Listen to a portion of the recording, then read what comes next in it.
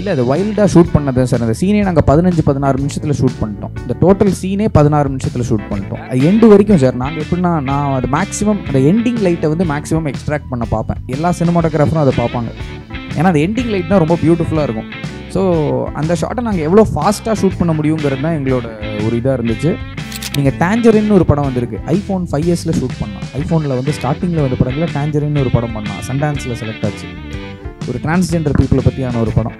So அவங்க எப்போவுமே break பண்ணி புஷ் பண்ணிக்கிட்டே தான் இருக்காங்க லிமிடேஷன்ஸை. நம்ம பண்ணி ட்ரை பண்ணுற டைம் கொடுக்கணும், ஒரு R&D ஒர்க் பண்ணிக்கிட்டே இருக்கணும் சார், அவ்வளோதான்.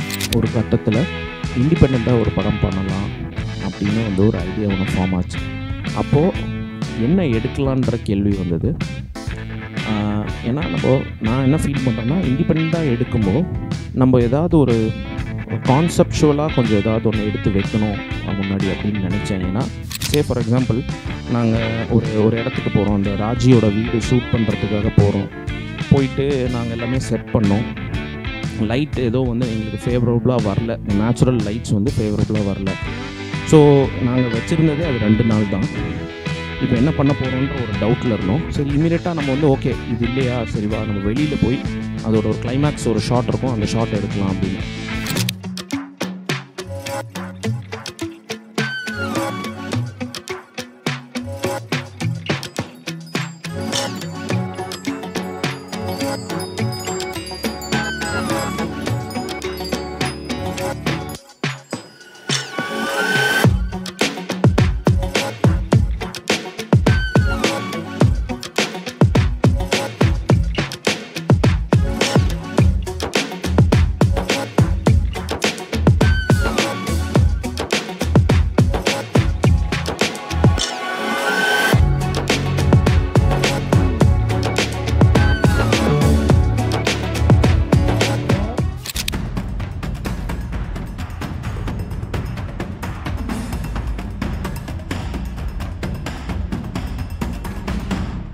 கலை மனிதனாக பிறந்த ஒவ்வொருவனும் அள்ளி அள்ளி பருக வேண்டிய அமிர்தமடாது.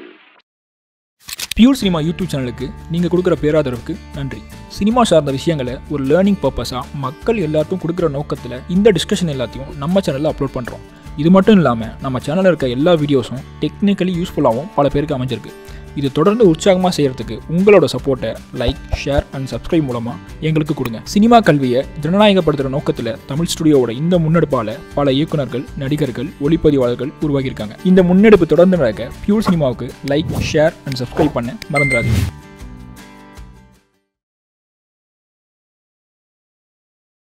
ஒரு ப்ராடக்டை முடித்தோம், இதுக்கு எங்கேயாவது ஏதோ ஒரு ஓப்பனிங் வரும் அப்படின்னு நாங்கள் நினச்சோம். பட் அதுக்கு எங்களுக்கு 1 இயர் டைம் ஆச்சு. நாங்கள் ப்ராடக்டை முடித்து இந்த ப்ராடக்டை வச்சு வெயிட் பண்ணிக்கிட்டே இருந்தோம். நிறைய பேர்கிட்ட காமிச்சோம். பட் என்னோட இது என்னென்னா, நம்ம ஒரு நல்ல இன்டென்ஷனில் நம்ம ஒரு விஷயம் எடுத்துட்டோன்னா நமக்கு இதை கொண்டு போகிறதுக்கு உண்டான ஆளுங்கள் நம்மளை தேடி வருவாங்க. நம்ம பேஷண்ட்டாக இருந்தால் மட்டும் போதும். அப்படி தான் நாங்கள் வந்து இப்போ பியூர் சினிமாஸ் அப்ரோச் பண்ணப்போ, பியூர் சினிமாஸ் வந்து இதை எடுத்துகிட்டு போனாங்க. அவங்க ஒரு ஷோ போட்டாங்க. அங்கேருந்து எங்களுக்கு இன்னொரு லீடு கிடைக்கிது. அதே மாதிரி PVRல வந்து ஒருத்தர் வந்து பார்க்குறாரு, அங்கேருந்து ஒரு லீடு கிடைக்கிது. ஸோ இந்த மாதிரி லீடு கிடச்சி இன்றைக்கி வந்து இது தியேட்டர்ஸ்க்கு வந்துடுச்சு.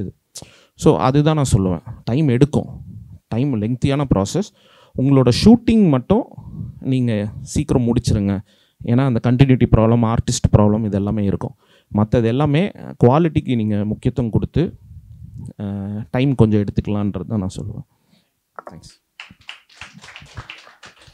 ஒரு விஷயம் ஆட் பண்ணிக்க விரும்புகிறேன். பட்ஜெட்ஸ் அப்படின்னு பேசும்போது இண்டிபெண்டன்ட் சினிமானாலே நம்ம ஷூட் ஸ்ட்ரிங் பட்ஜெட்டில் தான் எடுக்கணுமா அப்படின்னா அவசியம் இல்லை. I think we have to become more creative in sourcing funds also. ஏன்னா ரொம்ப முக்கியம். நீங்கள் சொன்ன மாதிரி from a practical point of view daily எல்லோரும் அவங்களுடைய லைஃப்பை ரன் பண்ணுறதுக்கு ஒரு இன்கம் வேணும். So if you can be creative in getting that funds also, அது க்ரௌட் ஃபண்டிங் மூலயமா இருக்கட்டும். இப்போ ராகவ் பார்த்தீங்கன்னா அவருடைய ரொம்ப க்ளோஸ் ஃப்ரெண்ட்ஸ் தான் வந்து இந்த ப்ராஜெக்டை ஃபண்ட் பண்ணாங்க. People who he has been travelling with from his school days. So அந்த ரிலேஷன்ஷிப் அதுவாக இருக்கட்டும். இல்லை நீங்கள் க்ரியேட்டிவாக ஒரு க்ரௌட் ஃபண்டிங் கேம்பெயின் மாதிரி க்ரியேட் பண்ண முடியுமா, அதுக்கு வந்து ஒரு சர்டன் பட்ஜெட் அலோகேட் பண்ணி அதை க்ரியேட் பண்ணி, ஸோ இந்த மாதிரி நீங்கள் கொஞ்சம் சிஸ்டமேட்டிக்காக ஒர்க் பண்ணி பட்ஜெட்டை வாங்குறதுலேயும் ஒரு க்ரியேட்டிவிட்டி காமிச்சா there can be more ways of doing this also without having to compromise the artists or technicians ஓட financial needs. நாங்கள் நிறைய டைட்டில் யோசித்தோம். அதில் வந்ததில் கொஞ்சம் கேட்சியாக இருந்தது இதுதான். நம்ம எங்கே மாட்டினோன்னா நிறைய கேட்சியான டைட்டில் இருந்தது, பட் அது படத்தோட ரிலேட் ஆகலை. So it was between 2 options. இது நானும் ஒத்துக்கிறேன், உங்களோட இது இட்ஸ் நாட் பயங்கர கேட்சியானதான். மாயக்கூத்துன்னு கேட்கும்போது நிறைய பேருக்கு அது ரெசனேட்டே ஆகாது, சில பேருக்கு அது ரெசனேட் ஆகும். பட் சரி, நம்ம படத்தோடு வந்து அது ஒரு சின்ன மீனிங் கொடுக்குது. அதுக்கும் முன்னாடி இவங்க வந்து டைட்டில் சாங் வர செம்ம இதாக போட்டுட்டாங்க. சரி, அதனால் நாங்கள் அந்த டைட்டில் ஸ்டிக் ஆன் பண்ணோம். ஆமாம், அதுக்கு வந்து காரணம் நான் தான் இந்த டைட்டில் ஃபிக்ஸ் ஆனதுக்கு. ஏன்னா சுழல்னு முதல்ல வச்சுருந்தாங்க. எனக்கு ரீல்ஸ் எல்லாம் வரும்போது கூட சுழல் 1 2 3 4 5 தான் வந்தது. பட் அந்த நேரத்துக்குள்ளே இவங்க வந்து 2014 எழுதிட்டு இருக்காங்க இந்த ப்ராஜெக்ட். அதுக்கப்புறம் பிரம்மா அவர் வந்து சுழலுங்கிற அந்த சீரீஸை வெளியிட்டார். So they had to change the title. And இவங்க நிறைய டைட்டில்ஸ் நாங்கள் எல்லோரும் கூடி டிஸ்கஸ் பண்ணுறப்போ பெரிய பெரிய சென்டென்சஸ்லாம் இருந்தது டைட்டிலாக சில நேரம். அப்புறம் மாயக்கூத்துங்கிறது இவங்க மென்ஷன் பண்ணாங்க. நான் அதை வச்சு டைட்டில் சாங்கை கம்போஸ் பண்ணி கொடுத்துட்டேன். இதுதான்ப்பா டைட்டில், என்னால் பாட்டெல்லாம் மாற்ற முடியாது, இதுக்கு மேலே நீங்கள் இதே வச்சுக்கோங்க அப்படின்னு சொல்லி அப்படி தான் இட் காட் ஃபிக்ஸ்ட். சார், அந்த கிளைமேக்ஸில் வந்து பார்த்தீங்கன்னா அவங்க அந்த போட்டில் போகும்போது பேக்ரவுண்டில் ஒரு கலர் மெயின்டைன் பண்ணிடலாம் சார். அது ரியலாக வந்ததா இல்லை ரியல் தான் சார். ஆமாம், அது ரியல் தான். இன்ஃபேக்ட் அது வந்து நாங்கள் முன்னாடியே ஒரு சீனை வந்து அந்த சீன் கிளைமேக்ஸை வந்து அந்த சிலை பண்ணுற கூடத்திலே எடுக்கிற மாதிரி எடுத்துட்டாங்க. ஆனால் நான் இவரும் ரெக்கி பார்க்கும்போது நான் என்ன சொன்னேன்னா, இந்த இடத்துல கான்டெக்ஸ்ட், கிளைமேக்ஸுங்கிற கான்டெக்ஸ்ட் யூஸ்வலாக பார்த்தீங்கன்னா சினிமாவுக்கு கிளைமேட்டிக் கான்டெக்ஸ்ட்டுக்குன்னு ஒரு இமேஜ் இருக்குது. ஒரு ஃபைட் சீன்னா வந்து ஸ்டாண்ட் ஆஃப் இருக்கும், 2 பேரோட ஸ்டாண்ட் ஆஃப் இருந்தால் அதுக்கேற்ற மாதிரி ஒரு லென்சிங், ஒரு ட்ராக் அண்ட் ட்ராலியோ, ஒரு கிரேன் டவுன் கிரேன் அப்போ, இல்லைன்னா ஒரு 360 டிகிரி ட்ராக்கை போட்டு சுற்றுறதோ, ஏதோ ஒரு கிமிக் இருந்துக்கிட்டே இருக்கும். இப்போ இந்த படத்தோட கிளைமேக்ஸ் பார்த்தீங்கன்னா இன்ஃபேக்ட் இட்ஸ் அ கான்வர்சேஷன். ஒரு எல்லா படத்தோட கிளைமேக்ஸ் மாதிரி இது கிடையாது. இட்ஸ் நாட் ஆல்சோ சம்திங் ஒரு பிரேக்கிங் டவுன் கான்வர்சேஷனும் கிடையாது. அப்போ அந்த செலை பண்ணுற கூடத்திலே எடுத்த சீன் வந்து கொஞ்சம் ஒர்க் ஆகலை. இன்ஃபேக்ட் அவங்க வந்து என்ன சொன்னாங்கன்னா, ஒரு சேஃப்டி மாதிரி நம்ம இதை எடுத்துப்போம் சுந்தர் அப்படின்னாங்க. நாங்களும் அதை எடுத்தோம். ஆனால் நான் அப்போவே சொன்னேன், இது நாளைக்கு இந்த சீனை நான் எடுக்கலைன்னா இந்த கார்டை டெலிட் பண்ணிவிடுவேன், திரும்பி நம்ம கண்டிப்பாக எடுத்து தான் ஆகணும், இதை டெலிட் பண்ணிடணும்னு. ஸோ அதை நாங்கள் போய் எடுக்க போகும்போது இன்ஃபேக்ட் சன் செட் ஆகிடுச்சு. சன் செட் ஆனதுக்கப்புறமா என்னென்னா, the most beautiful things are fleeting moment. நம்மளால் கேப்சரே பண்ண முடியாது. ட்வெலைட் மாதிரி இருக்கிற ஒரு விஷயமாகட்டும், இல்லை things that are very fast moving தான் வந்து டிஃபிகல்ட் டு கேப்சர். அண்ட் அதுதான் லாஸ்டிங். ஒரு விஷயம் டிரான்சிஷனில் இருக்கிறது தான் வந்து அழகாக நம்ம மூமெண்ட்டை கேப்சர் பண்ணுறது தான் நல்லாயிருக்கும். ஸோ காட்ஸ் கிரேஸ் அந்த மாதிரி ஒரு இடத்த நம்மளால் ஷூட் பண்ண முடிஞ்சு, தேங்க்ஸ் டு த பெர்ஃபார்மர்ஸ். இன்றைக்கி மு. ராமசாமி ஐயா வந்து பண்ணுற அவருக்கு இருக்கிற ஆக்டிங் ஃப்ளூவன்சியும், நாகராஜன் அவருக்கு இருக்கிற ஆக்டிங் ஃப்ளூவன்சியுனால எங்களால் வந்து அந்த அவ்வளோ லார்ஜ் சீனை அந்த ட்விலைட்லேயே வந்து கேப்சர் பண்ணி எண்டு வரைக்கும் எடுக்க முடிஞ்சிச்சு. ஸோ அதுதான் அதோட இது. Four ground okay. அந்த மிட் கிரவுண்ட் பேக் கிரவுண்ட்லலாம் ஒரு போட் ஒன்று போகும், அதுக்கப்புறம் இன்னும் கொஞ்சம் சீன் போயிட்டு இருக்கு. இல்லை, அது வைல்டாக ஷூட் பண்ணது சார். அந்த சீனே நாங்கள் 15-16 நிமிஷத்தில் ஷூட் பண்ணிட்டோம். இந்த டோட்டல் சீனே 16 நிமிஷத்தில் ஷூட் பண்ணிட்டோம். அது எண்டு வரைக்கும் சார். நாங்கள் எப்படின்னா, நான் அது மேக்ஸிமம் அந்த எண்டிங் லைட்டை வந்து மேக்ஸிமம் எக்ஸ்ட்ராக்ட் பண்ண பார்ப்பேன். எல்லா சினிமாட்டோகிராஃபரும் அதை பார்ப்பாங்க. ஏன்னா அந்த எண்டிங் லைட் தான் ரொம்ப பியூட்டிஃபுல்லாக இருக்கும். ஸோ அந்த ஷாட்டை நாங்கள் எவ்வளோ ஃபாஸ்ட்டாக ஷூட் பண்ண முடியுங்கிறது தான் எங்களோட ஒரு இதாக இருந்துச்சு. அண்ட் நாங்கள் இந்த படத்தை வந்து ஃபஸ்ட்டு HDR கிரேட் பண்ணோம். இந்தியாவில் ஃபஸ்ட்டு அதை ட்ரை பண்ணுறதுல நாங்களும் ஒருத்தங்க ட்ரை பண்ணோம். அந்த ப்ராசஸ் இன்னும் கிளியர் ஃப்ளோவே வராத போகுது. ஸோ HDR வந்து ஹை டைனாமிக் ரேஞ்ச், அதாவது நீங்கள் யூஸ்வலாக கண்ணுக்கு பார்க்குற ரேஞ்சை விட இருக்கிற லார்ஜர் ரேஞ்ச் கிடைக்கும். ஸோ எனக்கு எப்போவுமே என்ன ஒரு ஆசைனா, எந்த டெக்னாலஜி வந்தாலும் அதை புஷ் பண்ணி லிமிட்டேஷன்ஸ் பார்த்துடணுன்னு. ஸோ நாங்கள் HDRல அதை ட்ரை பண்ணி அதில் கொஞ்சம் ஃபெயிலியர்ஸ் வந்துச்சு. அதுக்கப்புறம் அதை திரும்பி ரீக்ரியேட் பண்ணி HDRோட அவுட்டை கிரியேட் பண்ணி தான் அந்த கலர்ஸ், அந்த ஸ்கீமா எல்லாத்தையுமே கண்ணில் பார்த்த அளவுக்கு அதை கரெக்டாக எப்படி ரெப்ரசன்டேஷன் ரீக்ரியேட் பண்ண முடியும்னு தான் சார் பண்ணோம். அதுதான் அதோட ப்ராசஸாக இருந்துச்சு. ஆனால் அதான் சார் நீங்கள் சொல்கிற மாதிரி இன்றைக்கி அது வந்து கேட்கும்போது ஹாப்பியாக இருக்குது, நல்லா இருக்குங்கிறது. இன்ஃபேக்ட் நாங்கள் அதை எடுக்கும்போது முடியுமாங்கிற ஒரு டவுட் க்ரூக்கு இருந்துச்சு. But we tried. சார் ரைக்கி போனீங்கன்னு சொல்லுவீங்களா சார்? இந்த சீனுக்கும் போனீங்களா? அப்போ ஏன்னா பேக்ரவுண்டில் அன்றைக்கி இருந்த கலர் வேறு. இல்லை சார், நாங்கள் எப்படின்னா அதான் சொன்னேனே சார், நம்ம இது ஒரு எவால்விங் ஸ்பீஷீஸாக வச்சுக்கணும். நம்ம நினச்சது ஒன்று நடக்கிறது ஒன்று தான் என்றைக்குமே. லைஃப் சினிமாவே அதுதானே. ஸ்கிரிப்டே நம்ம நினச்சது ஒன்று நடக்கிறது ஒன்று, அவ்வளோதான். ஸோ நாங்கள் இன்றைக்கி நினச்ச ஒன்று போவோம். நம்பிக்கை என்னென்னா அதை தாண்டி நல்லதாக ஒன்று நடக்குங்கிறது தான். ஸோ அதை நம்பிக்கையோடு போய் ஷூட் பண்ணோம். அது இன்னும் பார்க்க போனால் இன்னும் ரொம்ப பியூட்டிஃபுல்லாக வந்துச்சு. இது ஒரு சன் செட் ஆக முன்னாடி எடுத்திருந்தால் ஒரு டோனில் கான்ட்ராஸ்ட் இருந்திருக்கும். அந்த சன் செட் ஆகி அந்த ஒரு க்ளவுடோட அந்த ரெட் கலர் ஹியூ வந்து அந்த ட்விலைட்டில் எடுக்கிறது வந்து நானும் அதுக்கு முன்னாடி அப்படி எடுத்ததில்லை. ஸோ அது நடந்தது ரொம்ப ஹாப்பி, அவ்வளோதான். கிளைமேக்ஸில் இப்படி ஒரு விஷுவலை இந்த படத்தில் தான் பார்க்குறோம். Thank you sir, thank you. இல்லை நாங்கள் அது சொல்லணும், கடவுளுக்கு தான் நன்றின்னு சொல்லணும். சினிமாவில் பல விஷயங்கள் அப்படி தான் வரும். ராகவ் வந்து he's a person who gives lots of independence. இப்போ எனக்கு இப்போ கலர் பேலட் இது வேணும்னா நான் இப்போ எப்படி ஒர்க் பண்ணுவேன்னா, மினிமலிஸ்ட் ஆட்ஸ் ஒர்க் பண்ணுற டைமில் வந்து நமக்கு பெருசாக ப்ரொடக்ஷன் டிசைன் இருக்காது. அப்போ என்ன பண்ணுவோம்னா, நம்மள்ட்ட காஸ்டியூம் உள்ளே இருக்கிற கலர் இதை எப்படி இன்டெகிரேட் பண்ணி ஜென்ரலாக நம்ம லொக்கேஷன் பார்த்துருப்போம் இல்லையா, ஒரு லொக்கேஷனில் இதுதான் டாமினண்ட்டான ஒரு கலர்னு இருக்கும். அந்த கலருக்கு ஏற்ற மாதிரி அதுக்கு ஆக்சென்ட்டுக்கான ஒரு கலர், ஒரு கர்ட்டனோ அந்த மாதிரி ஆட் பண்ணிவிட்டு அந்த ஆர்டிஸ்ட்டுக்கும் நம்ம அந்த கலரை கொடுப்போம். அது ஒரு சீப்பான ஒரு டெக்னிக். அது சீப்பான டெக்னிக்னா effective technique, but it's cost effective. அந்த டெக்னிக்கை தான் நாங்கள் இந்த படத்துக்கு ஃபாலோ பண்ணோம்.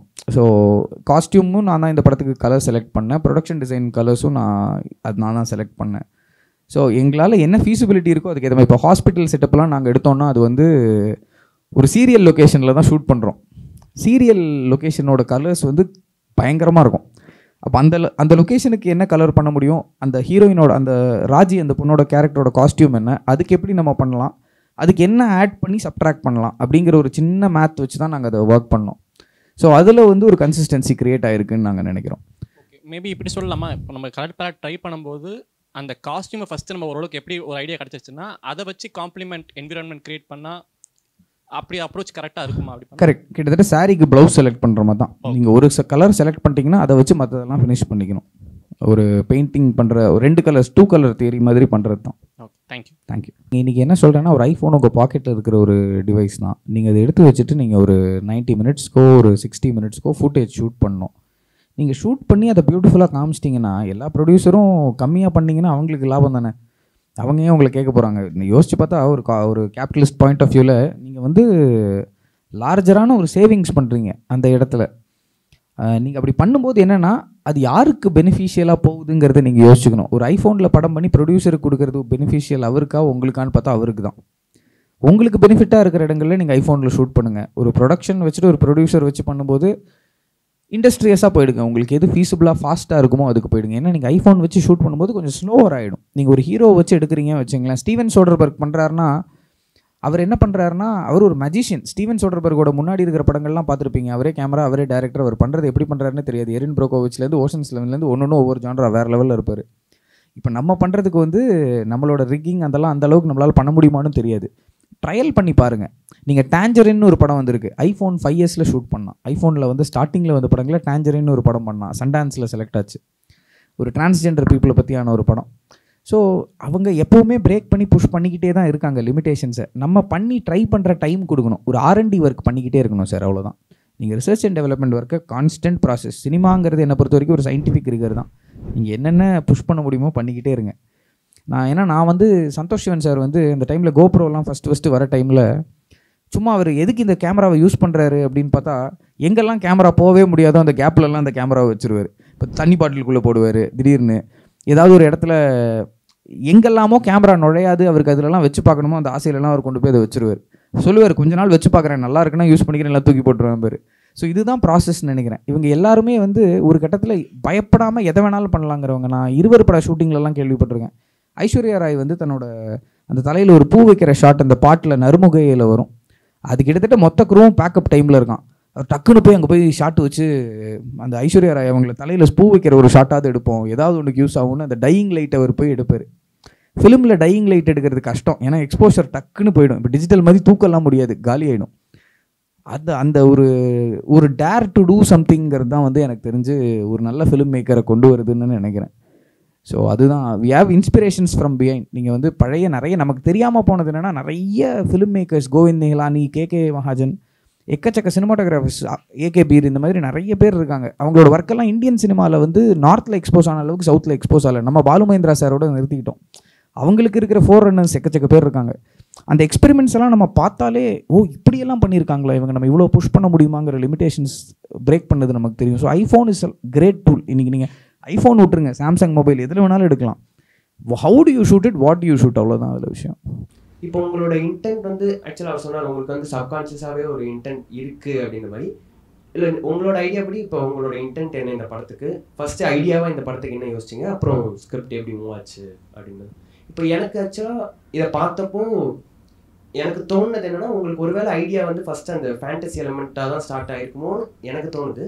ஆனால் இல்லை உங்களோட ஆக்சுவலாக ஐடியா ஃபஸ்ட்டு என்னவா இருந்துச்சு? கரெக்ட், நீங்கள் சொன்னதா ரைட்டு. ஃபஸ்ட்டு நமக்கு அந்த ஃபேண்டசி எலிமெண்ட், ஏன்னா அது ஒரு ஷார்ட் ஃபிலிமாக இருந்தது.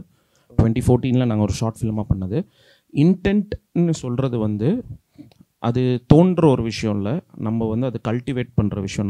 நம்ம சின்ன வயசுலேருந்து நம்ம என்ன பார்த்து நமக்கு என்ன எக்ஸ்ப்ரெஸ் பண்ணணும் அப்படின்ற ஒரு இது இருக்கும் இல்லையா.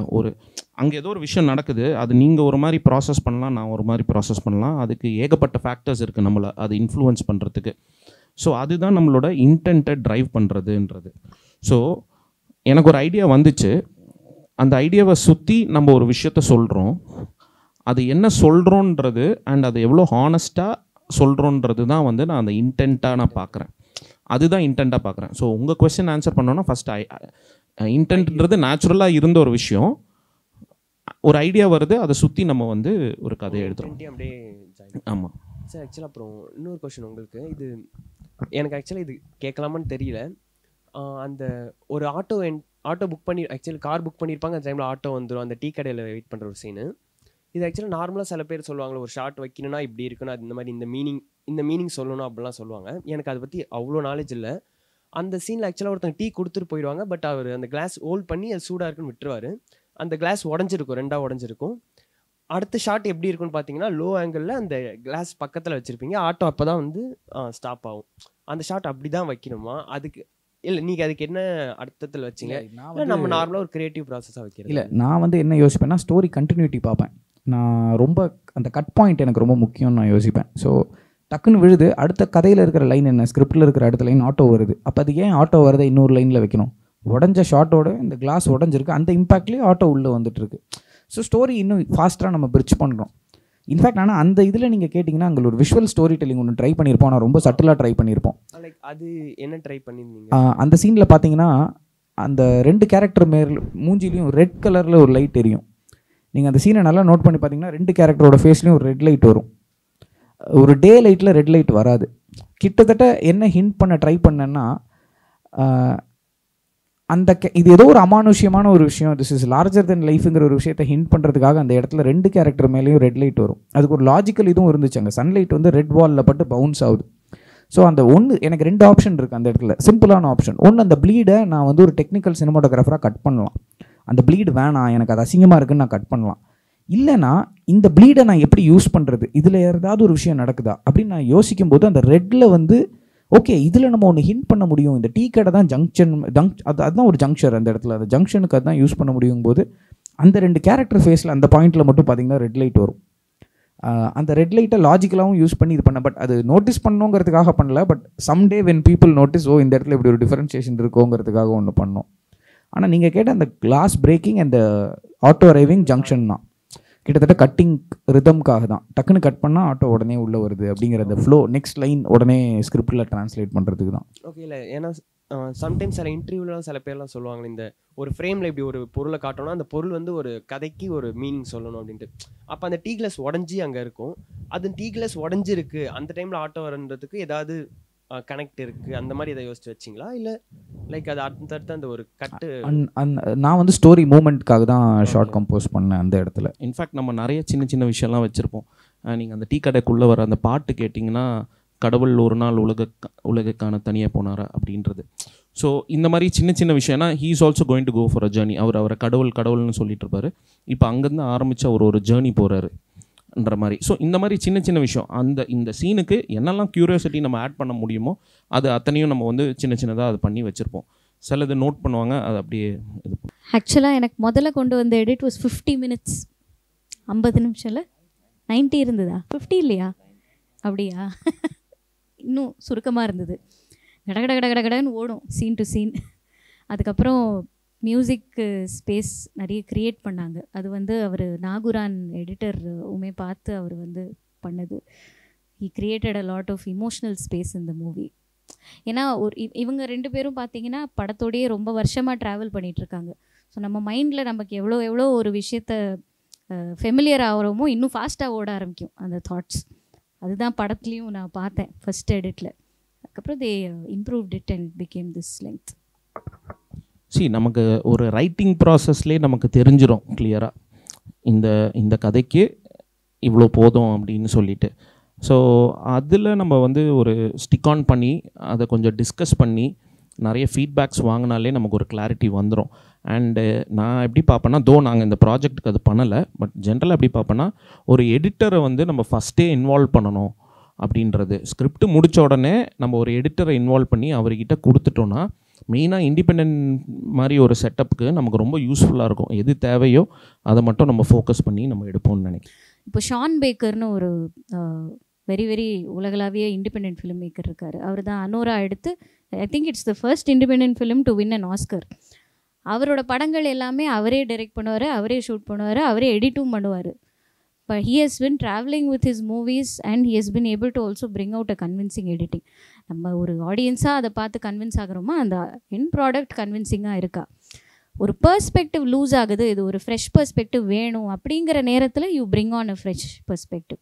But I think it is a good thing to involve the editor at the beginning of the process. என்னுடைய ஒப்பீனியன் ஆல்சோ. அண்ட் மியூசிஷியன்ஸுமே இன்வால்வ் ஆகணும் அப்படிங்கிறது என்னுடைய இது.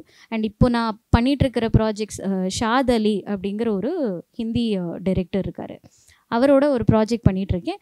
இதுக்கு பார்த்தீங்கன்னா ஸ்கோர்ஸ் முதலையே நான் டெவலப் பண்ணி கொடுத்துட்ருக்கேன். டசன்ட் மீன் தட் இதுதான் ஃபிக்ஸ்டாக ஃபைனல் அவுட்புட்டில் இருக்க போது, இந்த லெங்க்த்தில் தான் இருக்க போது, இப்படி தான் ஃப்ளோ ஆக போகுதுன்னு இல்லை. அதுக்கான ஒரு அவங்க ஸ்கிரிப்ட் சொல்லும் போதே இல்லை அதோடைய எசன்ஸ் சொல்லும்போது ஒரு சவுண்டுன்னு எனக்கு ஃபஸ்ட் இன்ஸ்பிரேஷனாக ஒன்று க்ரியேட் ஆகும். அது வந்து it's close to God. I don't believe in God, but I will say this still. I feel அந்த first inspiration is so important. So அந்த நான் கொடுக்குற சவுண்டு வச்சு இப்போ அவங்க ரெட்ரோ இது ஷூட் பண்ணுறாங்க. ஸோ அந்த சவுண்டுக்கு ஏற்ற மாதிரி, அதோடைய கேடன்ஸ்க்கு ஏற்ற மாதிரி, அதோட mood and speed that it creates, that can also push the project in a way where creatively musically அது இன்னும் அழகாக அந்த இமோஷ்னல் வேல்யூவோட கனெக்ட் ஆகி வர மாதிரி. ஸோ இது எல்லாமே நீடு பேசிஸ் தான், எதுவுமே ரைட் ராங் கிடையாது. ஸோ நீங்கள் அந்த ப்ராசஸ் பற்றி கேட்டிங்க. ஸோ நாங்கள் எப்படி இதை ஆரம்பித்தோம் அப்படின்றது. ஸோ 2014 நாங்கள் இந்த ஒரு ஷார்ட் ஃபிலிமாக டிஸ்கஸ் பண்ணி இது ஷார்ட் ஃபிலிமாக எடுக்கலாமான்றதெல்லாம் டிஸ்கஸ் பண்ணி அப்போ ஃபைனலாக அந்த ஷார்ட் ஃபிலிம் எடுக்க முடியல.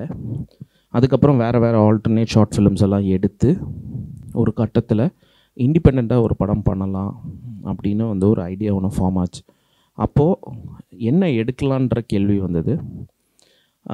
ஏன்னா நான் என்ன ஃபீல் பண்ணுறேன்னா, இண்டிபெண்ட்டாக எடுக்கும்போது நம்ம ஏதாவது ஒரு கான்செப்சுவலாக கொஞ்சம் ஏதாவது ஒன்று எடுத்து வைக்கணும் முன்னாடி அப்படின்னு நினச்சேன். ஏன்னா நம்ம இண்டிபெண்டன்ட் ஃபிலிம்னாலே நம்ம வந்து நிறைய பேர்கிட்ட நிறைய ஃபேவர்ஸ் புல் பண்ணணும், நிறைய விஷயங்கள் நம்ம பண்ணணும், அண்ட் அதோட லாங்கிவிட்டி இதெல்லாமே இருக்குது. அப்போது எல்லாத்தையும் தாண்டி அந்த ஐடியாவில் அவங்க வந்து ஹுக் ஆகணும். ஏன்னா சில பேர் உங்களோட ஃப்ரெண்ட்ஸோ எல்லாருமே வந்து உங்களுக்காக வந்து நிற்பாங்க, பண்ணுவாங்க எல்லாமே. பட் சில பேர் வந்து அந்த பர்டிகுலர் ஐடியாவுக்கும் அதில் தான் வந்து they will actually come and they will carry it forward. So அப்போ ரொம்ப ரொம்ப முக்கியமாக தேவைப்பட்டது அந்த ஸ்ட்ராங்கான ஒரு ஐடியா தான். அது நாங்கள் என்ன பண்ணோன்னா, நாங்கள் ஃப்ரெண்ட்ஸ் எல்லாம் சேர்ந்து பிரெயின் ஸ்டார்ம் பண்ணோம். பிரெயின் ஸ்டார்ம் பண்ணி எந்த ஐடியா ஃபிக்ஸ் பண்ணலான்னு சொல்லி இந்த ஐடியா ஜீரோன்னு பண்ணோம். ஸோ பேசிக்லி உங்களோட கேள்வி வந்து இந்த ப்ராசஸில் உங்களுக்கு இருந்த பட்ஜெட் அண்ட் அதர் இஷ்யூஸ் அப்படின்றது. ஸோ அந்த இடத்துல ஆப்வியஸாக பட்ஜெட்லாம் எதுவும் இல்லை, ரொம்ப ஃப்ரீயாக ரொம்ப ரிலாக்ஸ்டாக பட்ஜெட்டை பற்றிலாம் யோசிக்காமல் நம்ம பண்ணிட்டோம். ஸோ அதை பண்ணிவிட்டு அதுக்கப்புறம் தான் நம்ம வந்து பட்ஜெட் ஒர்க் பண்ணுறோம். இதுக்கு வந்து ஃபைனலாக நம்ம டீட்டெயிலாக பண்ணும்போது ஓகே இதுக்கு இவ்வளோ அமௌண்ட் ஆகும் அப்படின்னு டிசைட் பண்ணோம். அப்போ கூட எங்களுக்கு வந்து போஸ்ட் ப்ரொடக்ஷனுக்கு என்ன ஆகும் என்ன ஏதுன்றது தெரியல. ஏன்னா எங்களுக்கு அந்த இண்டஸ்ட்ரிக்குள்ளே இருக்கிற நாலேஜ், அதுவும் அந்த டெக்னிக்கல் பார்ட்லாம் வந்து எங்களுக்கு பெருசாக இதுதான் ஆகும் இந்த குவாலிட்டி அவுட்புட்டுக்கு அப்படின்னு. அப்போ தான் சுந்தர் எங்களுக்கு அசோசியேட் ஆனால். சுந்தருக்கு வந்து in fact he had a better knowledge than us இந்த டெக்னிக்கல் விஷயத்துலலாம் ரொம்ப. And he pulled in the right people. இந்த பர்சன் இந்த அமௌண்ட்டுக்கு இந்த இதுக்கு வருவாங்க அப்படின்னு சொல்லி தான் நமக்கு வந்து நம்ம டீமை நம்ம வந்து ஃபார்ம் பண்ணோம். ஸோ அப்போ எப்படி பார்க்குறோன்னா, ஃபஸ்ட்டு நம்ம ஒரு ஐடியா ஃபிக்ஸ் பண்ணுறோம், அதை சுற்றி ஒரு ஸ்கிரிப்ட் பண்ணுறோம், அதை பேஸ் பண்ணி நம்ம ஒரு பட்ஜெட் போடுறோம். அந்த பட்ஜெட்டுக்கு அப்புறம் நம்ம ஒரு டீமை ஃபிக்ஸ் பண்ணுறோம். டீம் 2 டைப் வருது. ஒன்று இந்த கோர் டெக்னிக்கல் டீம், அப்புறம் நம்ம ஏடிஸ், நம்மளோட ஒர்க் பண்ண போகிறவங்க எல்லாருமே. அண்ட் அடுத்தது வந்து பார்த்திங்கன்னா இந்த ஆக்டர்ஸ். ஸோ இந்த இடத்துல நம்ம என்ன லேர்ன் பண்ணோம் அப்படின்னா, இப்போ நம்ம வந்து நிறைய அசம்ஷனில் இருப்போம். ஐயோ, இந்த ஆக்டர் நம்ம போய் அப்ரோச் பண்ணலாமா, இவர் வந்து அவ்வளோ கேட்பாங்க, இவ்வளோ கேட்பாங்க. நமக்கு அந்த ரோலுக்கு அவங்க கரெக்டாக இருக்காங்கன்னு நமக்கு தோணுது. பட் அந்த தயக்கம் இருக்குது போய் கேட்குறதுக்கு. பட் அதுக்கப்புறம் we decided no, let us go, நம்ம வந்து தட்டுவோம் அப்படின்னு சொல்லிட்டு. இப்போது ஃபார் எக்ஸாம்பிள் இவன் சுந்தர் தான் வந்து சாய்தினா தான் நமக்கு அந்த கேரக்டர் கரெக்டாக இருப்பாங்க அப்படின்னு சொல்லி நம்ம வந்து அவரோட வீட்டுக்கு போய் கிட்டத்தட்ட நாங்கள் ஒரு 1 வீக் நின்றுருப்போம். சாய்தினா சார் வந்து ஃபைனலி அக்செப்டட். அவர் தான் எங்களை ரொம்ப நல்லா ரிசீவ் பண்ணார். ஏன்னா நாங்கள்லாம் சொல்லுவோம், எங்களை வந்து ஒரு கூட்டமே தேடிட்டு இருக்கோம். ஏன்னா எல்லாம் கதைலாம் கேட்டெல்லாம் நல்லா சொல்லுவாங்க. பட்ஜெட் கேட்ட உடனே அவங்க ஒன்று டப்புன்னு டென்ஷனே நோன்னு சொல்லிவிடுவாங்க, இல்லைன்னா அடுத்த நாள் அவங்களோட பிஆர்ஓ யாரை வச்சு சொல்லிவிடுவாங்க. பட் சாய்தினா சார் தான் வந்து அக்செப்ட் பண்ணி அவர் ஓகேன்னாரு. ஸோ இது எதுக்கு சொல்கிறோன்னா, நீங்கள் பட்ஜெட்டை ஃபிக்ஸ் பண்ணிட்டீங்க, அந்த பட்ஜெட்டுக்கு இவங்க வருவாங்களா மாட்டாங்களான்றது நம்ம அஸ்யூம் பண்ணாமல் நம்ம எவ்வளோக்கு எவ்வளோ அவங்கள டோரை நாக் பண்ணி நமக்கு கிடைக்குமான்னு.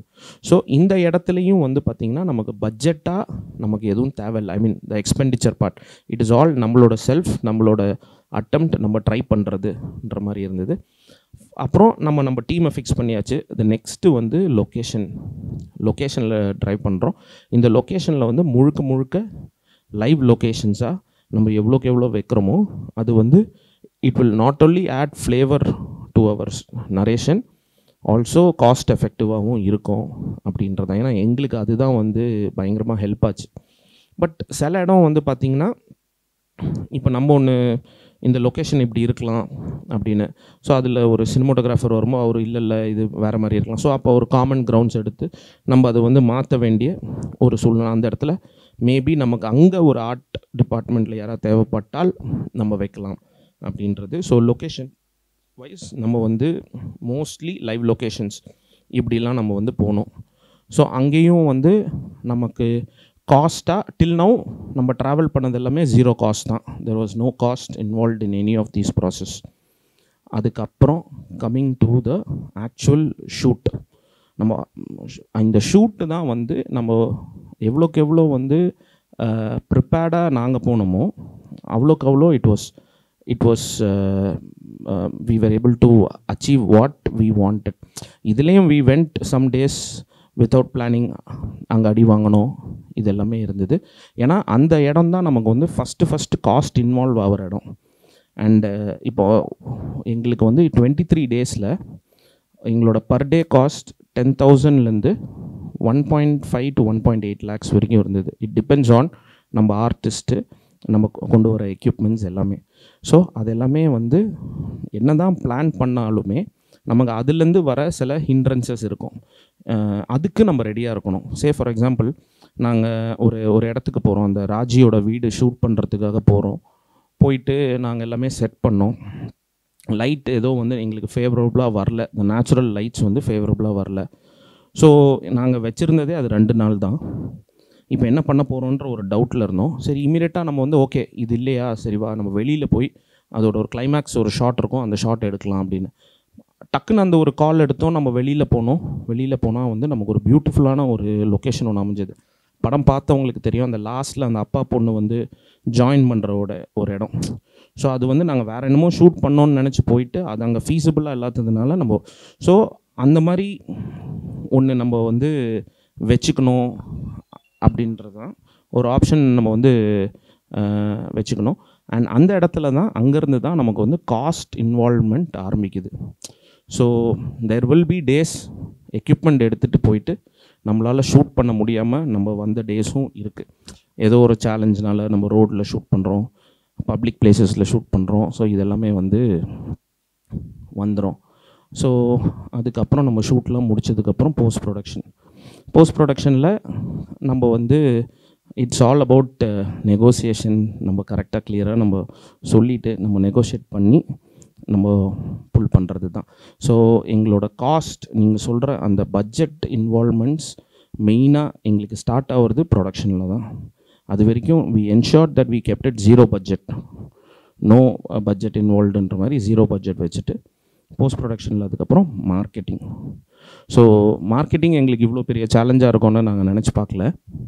ஏன்னா நாங்கள் வந்து ஒரு 20 lakhs செலவு பண்ணியிருப்போம், 15 to 20 lakhs சம்மர் அரௌண்ட். அதுவே வந்து இப்போ இருக்கிற மார்க்கெட்டிங் ட்ரெண்டுக்கு அது பத்தலைன்னு தான் நான் சொல்லுவேன்.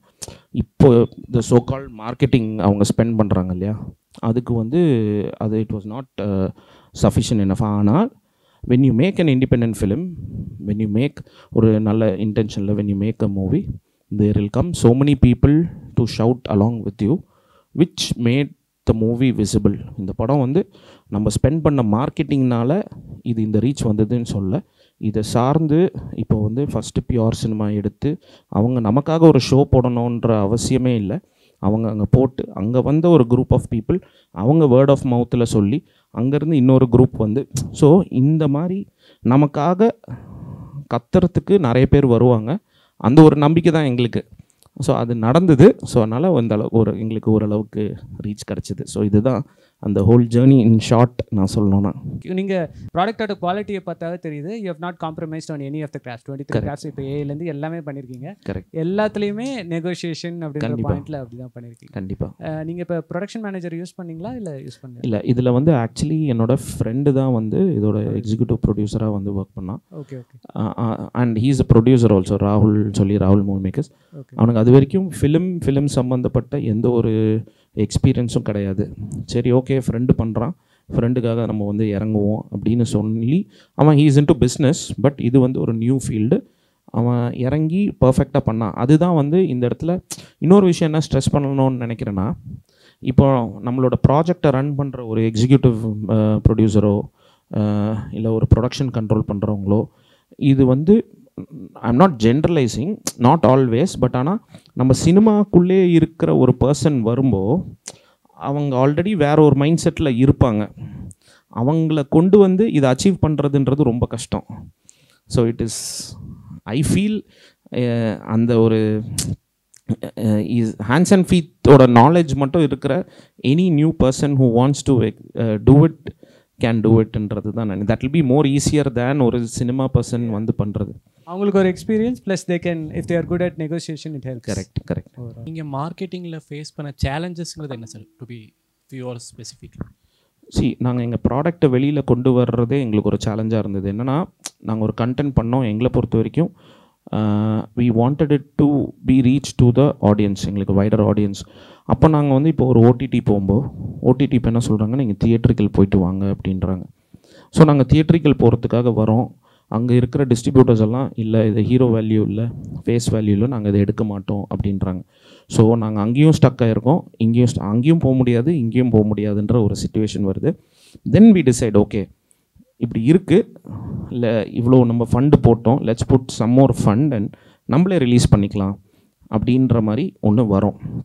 அப்போது எங்களுக்கு வந்து பிவிஆர்லேருந்து இப்போது அரவிந்துன்ற ஒரு காமன் ஃப்ரெண்ட், சுந்தரோட ஃப்ரெண்ட் மூலியமாக எங்களுக்கு வந்து அவர் அஸ்திரம் படம் எடுத்தவர், அவர் ஒரு பிவிஆரில் இதை பிட்ச் பண்ணி அவர் நமக்கு ஒரு பிளாட்ஃபார்ம் கொடுக்குறாரு. ஸோ பிவிஆர் இந்த படம் பார்த்துட்டு அவங்க வந்து டிசைட் பண்ணுறாங்க, ஓகே நாங்கள் லிமிட்டடாக ரிலீஸ் பண்ணுறோம் அப்படின்னு. இல்லைனா எங்களுக்கு அனதர் 4-5 lakhs எக்ஸ்ட்ரா செலவாயிருக்கும், விச் இது வந்து டூ மச் ஆஃப் த காஸ்ட்டாக இருக்கும். பட் அவங்க வந்து முன் வந்து ஓகே இது நம்ம லிமிட்டடாக ரிலீஸ் பண்ணலாம் அப்படின்னு சொன்னாங்க.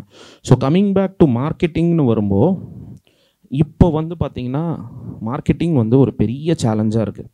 இப்போ எங்களுக்கு வந்து இந்த நான் ஃபினான்ஷியல் பாடிஸ் இருக்காங்க இல்லையா, இப்போ பியூர் சினிமாஸ் அவங்கெல்லாம் இல்லைனா இது இவ்வளோ தூரம் ரீச் ஆகிருக்காது. நாங்கள் பண்ண மார்க்கெட்டிங்னால எதுவுமே இருக்குது. ஏன்னா இப்போ மார்க்கெட்டிங்னா இன்ஃப்ளூயன்சர்ஸ்ன்றாங்க, அவங்க ஒரு கண்டென்ட் போடுறாங்க, அவங்க போட்ட கண்டென்ட்டு ஒரு 10 நிமிஷத்தில் கீழே வந்துடுது, அதை பூஸ்ட் பண்ணணுன்றாங்க, அதை பூஸ்ட் பண்ணி அங்கே சஸ்டெயின் பண்ணணுன்றாங்க, அதுக்கு ஒரு அமௌண்ட்டு சொல்கிறாங்க. இந்த அமௌண்ட்டெல்லாம் கேட்கும்போது நமக்கு அதை சஸ்டெயினே பண்ண முடியாத லெவலில் இருக்கும். ஒரு பெரிய பட்ஜெட் பர்சன் வந்து ஈஸியாக அதை பண்ணிட்டு போயிடுவாங்க. இன்றைக்கி வந்து 500 போஸ்டர் ஓட்டணுன்றாங்க, 500 போஸ்டர் ஓட்டினா தான் மினிமமே தெரியும். ஸோ இந்த மாதிரி எதை தொட்டாலும் அது ஒரு காசு அண்ட் அதோட ரீச்சபிலிட்டியும் பெருசாக இல்லை. ஏன்னா நான் இன்றைக்கி எப்படி பிலீவ் பண்ணுறேன்னா, ஈவன் வியூவர்ஸ்க்கே வந்து ஒரு கண்டென்ட் ஃபெட்டிக் வந்துச்சான்ற ஒரு டவுட் இருக்குது. ஏன்னா அவங்க நிறைய ஸ்க்ரோல் பண்ணி பார்க்குறாங்க, நிறைய கண்டென்ட்ஸ் பார்க்க. ஏன்னா ஒரு இதே வந்து ஒரு 8 years பேக்லாம் வந்து பார்த்திங்கன்னா எனி கண்டென்ட் வாஸ் அட்லீஸ்ட் அவங்க அது என்னன்னு பார்க்குற ஒரு இதில் இருந்தாங்க. பட் இப்போ வந்து அதில் அந்த ஒரு பேஷன்ஸ் இல்லை அவங்களுக்கு. அவங்களோட கண்டென்ட்டு தான் பார்க்குறாங்க, டக்குன்னு மாற்றிட்டு போயிட்டுருக்காங்க. அப்போது அந்த ஆடியன்ஸை ஹோல்ட் பண்ணி ஒரு மார்க்கெட்டிங் பண்ணி இது ஒரு ப்ராடக்ட் பாருங்கள் அப்படின்னு சொல்கிறதே எங்களுக்கு வந்து பெரிய சேலஞ்சாக இருந்தது. அந்த சேலஞ்சை மிட்டிகேட் பண்ணது இவங்க எல்லாரும் தான். இன்னொன்று வந்து இதோட மார்க்கெட்டிங் இன்னொன்று என்னென்னா, இது எதிர்பாராத மார்க்கெட்டிங் தான். இது ப்ரெஸ் அண்ட் ப்ரிவ்யூவில் வந்து ரொம்ப சாலிடாக வந்து கிரிட்டிக்கல் ரிசப்ஷன் வந்தால் உங்களுக்கு இன்னும் ஈஸியாக மார்க்கெட் ஆகிடும் மற்ற எல்லாத்தையும் விட. In terms of negative marketing சொல்கிறீங்களா? Positive marketing. உங்களோட ஒரு படம் வந்து ரொம்ப நல்லா இருக்குங்கிற ரிசப்ஷன் வந்தால் உங்களுக்கு ஒரு வேர்ட் ஆஃப் மவுத்தில் அது இன்னும் கொஞ்சம் ஸ்ப்ரெட் ஆகும். ஸோ ஆர்கானிக் விஷயங்கள் மட்டும்தான் ஒர்க் ஆகுது. மற்றபடி இவங்க சொல்கிற வேறு எதுவுமே வந்து பெருசாக ஒர்க் ஆகிறதில்ல. ப்ராபப்ளி இன் சோஷியல் மீடியா வேணால் ஒர்க் ஆகலாம். பட் ஆனால் ஃபிலிமாக உங்களுக்கு டிரான்ஸ்லேட் ஆகிறது வந்து good positive reviews and word of மவுத்தில் இருக்கிற ஃபிலிம் சர்க்கிள்ஸ் மூலமாக பாஸ் ஆகிறது தான் ஒர்க் ஆகுது. மற்ற எல்லாமே வேஸ்ட் ஆஃப் மணிங்கிற ஜோனில் போயிடுது. ஓகே. அண்ட் இப்போ இன்னொரு காஸ்ட் வைஸ் சொன்னீங்க இல்லையா, பப்ளிஷிங் காஸ்ட், அது எனக்கு சரியாக புரியல. இப்போ 25ங்கிறது ப்ரொடக்ஷன் இல்லாமல் சொல்கிறீங்களா? இல்லை 25ங்கிறது தான் வந்து first copy including production, post production எல்லாமே. ஓகே. அண்ட் ரிலீஸ் பண்ணுறதுக்குன்னு உங்களுக்கு ஒரு பட்ஜெட் வேணும். நீங்கள் ஃபிலிமை முடிச்சதுக்கப்புறமா ரிலீஸ் பண்ண ஒரு பட்ஜெட் வேணும் இல்லையா? ஓகே. அந்த பட்ஜெட் மினிமம் உங்களுக்கு வந்து ஒரு 12-13 lakhs தேவைப்படும். ஓகே. அது நீங்கள் என்ன படம் பண்ணாலும், நீங்கள் கோடிக்கணக்கில் படம் பண்ணாலும் உங்களுக்கு 13 lakhs மினிமல் தேவைப்படும் டு ரிலீஸ் அ ஃபிலிம். ஏன்னா நீங்கள் கியூப் காஸ்ட் கொடுக்கணும், நீங்கள் வந்து திரும்பி சென்சார் பண்ணுறதுக்கான ப்ரைஸ் வரும். சென்சார் பண்ணுறதுக்கே ஒரு 1 lakh கிட்டத்தட்ட வரும். ஸோ நீங்கள் முடித்ததுக்கப்புறமா வர பப்ளிஷிங் காஸ்ட்டுங்கிறது வந்து you have to bear some 12 lakhs. That is based on the number of theaters you are going to publish your film. Okay. நீங்கள் எதில் எத்தனை தேட்டரில் ரிலீஸ் பண்ண போகிறீங்க, அதுக்கு என்ன போஸ்டர் அடிக்க போகிறீங்க, அது வந்து நீங்கள் படம் முடிச்சதுக்கப்புறம் எப்படியாவது வெளியில் கொண்டு வரணுங்கிறதுக்கான ஒரு காஸ்ட். அது போக உங்கள் படத்தை நீங்கள் எத்தனை பேருக்கு ரீச் பண்ணுறதுக்காக என்ன பண்ணுறீங்கிறது தான் மார்க்கெட்டிங். இப்போ நாங்கள் சொன்ன பப்ளிஷிங் காஸ்ட்டில் ப்ரெஸ் அண்ட் ப்ரிவ்யூ ஷோவோட முடிஞ்சிருது. நீங்கள் தேட்டரில் கொண்டு வந்து ஒரு க்யூப்பில் ஃபீஸ் கட்டிட்டு எந்த தேட்டரில் என்ன படம் போடுறீங்க, விர்ச்சுவல் பிரிண்ட் ஃபீ என்ன, இது வரைக்கும் அது முடிஞ்சிடும். அதுக்கப்புறமா நீங்கள் எப்படி உங்களோட ஷோவை சஸ்டெயின் பண்ணுறீங்க, எத்தனை பேர் வந்து பார்க்குறாங்க, எத்தனை டிக்கெட் சேல்ஸ் கன்வெர்ட் ஆகுது, இதுக்கான புஷ் மட்டும்தான் மார்க்கெட்டிங். ஸோ அந்த எஃபெக்டில் பார்த்தா எங்களோட மார்க்கெட்டிங் பட்ஜெட்டுங்கிறது 8 lakhs 9 lakhs அவ்வளோதான் இருக்கும் மேக்ஸிமம். பப்ளிஷிங் இல்லாமல். ஓகே. பட் ரிலீஸ் எக்ஸ்பென்ஸுங்கிறது ஒரு 20 lakhs ஆகிருக்கு. ஓகே. ரெட்ரோவில் வந்து ரெட், எல்லோ, ப்ளூ அந்த ஸ்பெக்ட்ரம் கலர் கிரேடிங் போட்டிருந்தாங்கன்னு. இந்த மூவிக்கு என்னெல்லாம் தேவைப்பட்டது, அது அப்படியே நீங்கள் நினச்ச மாதிரி அச்சீவ் பண்ண முடிஞ்சுதா? இல்லை, நான் ரொம்ப ப்ரீ கன்சீவ்டாக எதுவுமே நினச்சிட்டு போகல இந்த படம் ஷூட் பண்ணும்போது. ஏன்னா எனக்கு தெரியும் ஒரு பட்ஜெட் லிமிடேஷன் இருக்கிற படத்தில் நம்ம நிறைய ரெஸ்ட்ரிக்ஷன் வச்சுக்கிட்டா நம்மளால் ப்ளே பண்ண முடியாதுன்னு. ஸோ இருக்கிறத வச்சு முதல்ல எப்படி ஆரம்பிக்கலான்னு ஆரம்பித்தோம். முன்னாடியே சொன்ன மாதிரி இருக்கிற கலர் பேலட்டை எப்படி என்ஹான்ஸ் பண்ணலாம், அதை பேலட்டுக்குள்ளே எப்படி கொண்டு வரலாங்கிறது தான் யோசித்தோம். அதுவும் இல்லாமல் இதில் நிறைய கதை வரும், வித்தியாசமான கதை வரும். எனக்கு இதில் ஒரே சப்கான்ஷியஸாக என்னோடய மைண்டில் இருந்த ஒரே விஷயம் என்னென்னா, இது ஒரு தொடர்கதை. இந்த தொடர்கதைங்கிற வேர்ல்டை வந்து பார்க்கும்போது நமக்கு இருக்கிற ரெஃபரன்ஸ் எப்பவுமே தொடர்கதை மேகசின்ஸில் இருக்கிற பெயிண்டிங் அந்த இது தான். அப்போ இது தொடர்கதை மேகசினில் இருக்கிறது பார்த்திங்கன்னா ஒரு எபிசோடில் இருக்கிற மாதிரி இருக்கிற இமேஜ் அடுத்த எபிசோடில் இருக்காது. ஒரு இதுவும் ஒவ்வொரு மாதிரி இருக்கும். ஆனால் அதை நீங்கள் சினிமாவில் ரொம்ப அவுட்ரைட்டாக எடுத்து ப்ளேவும் பண்ணிட முடியாது, ஆடியன்ஸ் ரொம்ப அவேல போயிடும். ஸோ ஒரு சின்ன ஒரு டிஃப்ரென்ஸ் தெரியணுங்கிறதுனால ஒவ்வொரு வேர்ல்டுக்கும் ஒரு கலர் பேலட் ஒரு மாதிரி பிடிச்சிருப்போம்.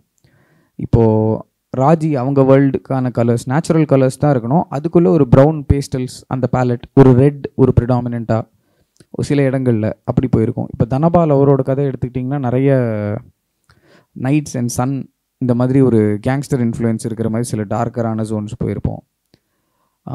அதே மாதிரி இப்போ அடுத்து ராஜி அந்த பொண்ணோட கதை சொன்னேன். அதுக்கப்புறம் அந்த செல்வி அவங்க கதை எடுத்துக்கிட்டிங்கன்னா அவங்களோட ரியலிஸ்டிக் வேர்ல்டில் வரும்போது எப்படி இருக்குது, அவங்களோட இதில் பார்த்திங்கன்னா ஒரு சின்ன சேஞ்ச் ஓவரே இருக்கும்.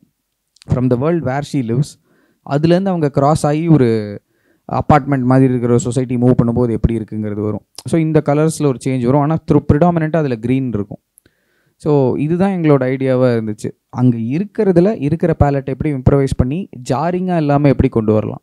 ஸோ ஆடியன்ஸுக்கு வந்து ரொம்ப கான்ஷியஸாக தெரியாமல் சப்கான்ஷியஸாக, இப்போ நீங்கள் ரெட்ரோ சொன்னீங்க அவங்க ரெட் க்ரீன் ப்ளூன்னு, அது தெரியுது, அது தெரியக்கூடாதுன்னு நான் நினைக்கிறேன். ஏன்னா அது வந்து கதையை வந்து நவுத்துற எந்த விதத்துலையும் அந்த கதை கலர்ஸ் வந்து அந்த கதையை நவுத்தலை. அது ஒரு சப்கான்ஷியஸ் ப்ராசஸாக ஒரு மூடு தான் க்ரியேட் பண்ணுது. ஸோ அந்த மூடை க்ரியேட் பண்ணுறதுக்காக என்ன பண்ணணுமோ அதை மட்டும் பண்ணிவிட்டு ஓவராக இன்டெலெக்சுவலைஸ் அதை பண்ண வேண்டாங்கிறது தான் தாட்டாக இருந்துச்சு. ஸோ இப்போ படத்தில் திடீர்னு பார்த்தீங்கன்னா மியூசிக் டைரக்டர் வந்து 5 சாங் கொண்டு வரும்போது ஒரு சாங்கை கொண்டு வந்ததுக்கப்புறம் எடிட்டில் வந்து எனக்கு அந்த சாங்கில் அங்கே ப்ளேஸ் பண்ணால் விஷுவலும் சாங்கும் மேட்ச் ஆகாது. அப்போ அந்த சாங்குக்கு ஏற்ற மாதிரி நான் விஷுவல் ட்ரான்சிஷன் க்ரியேட் பண்ணோம். இப்போ இன்டர்வல் பிளாக் முதல்ல கலர்டாக தான் இருந்துச்சு. ஒரு இந்த ஸ்டோரி வேர்ல்டுக்குள்ளே ஒரு போகும்போது ஒரு கலர் ஸ்கீமாக வச்சுருந்தேன். அது சாங்காக மாறும்போது கட் பண்ணி பிளாக் அண்ட் ஒயிட்டாக மாற்றிட்டேன் அந்த இடத்துல.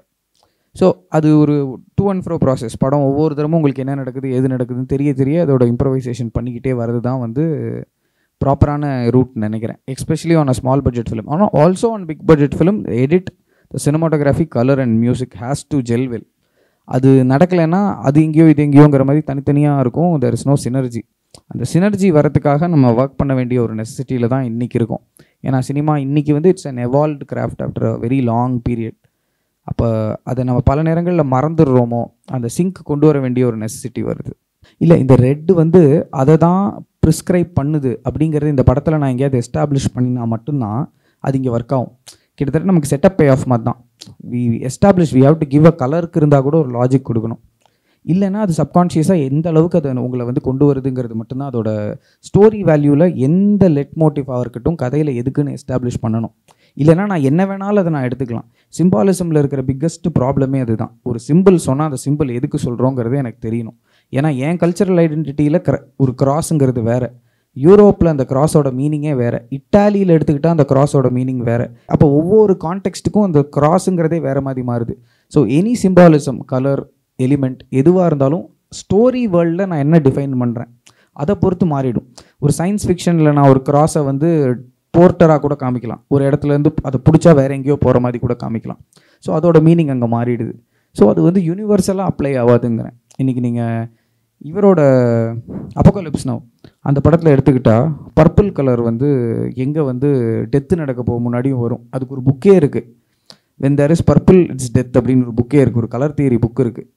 அது கூட எவ்வளோ யூனிவர்சலாக அப்ளை பண்ண முடியும் தெரியாது. நம்ம ஊரில் பர்பிள்னா டெத்துன்னு எவனுமே நம்ப மாட்டான். ஏதோ நல்ல சிங்குச்சான கலராக இருக்குமா. ஸோ கல்ச்சரல் கான்டெக்ட்டில் இருக்கிறத நம்ம ஜென்ரலைஸ் பண்ண முடியாது. ஸோ செட்டப் இருந்தால் அது ஒர்க் ஆகும். நமக்கு ஜென்ரல் செட்டப்ஸ் வந்து நேச்சரில் இருக்கிற எலிமெண்ட் எல்லாருக்கும், யூனிவர்சலாக இருக்கிற எலிமெண்ட்ஸ் வந்து எல்லாருக்கும் ஒர்க் ஆகும்.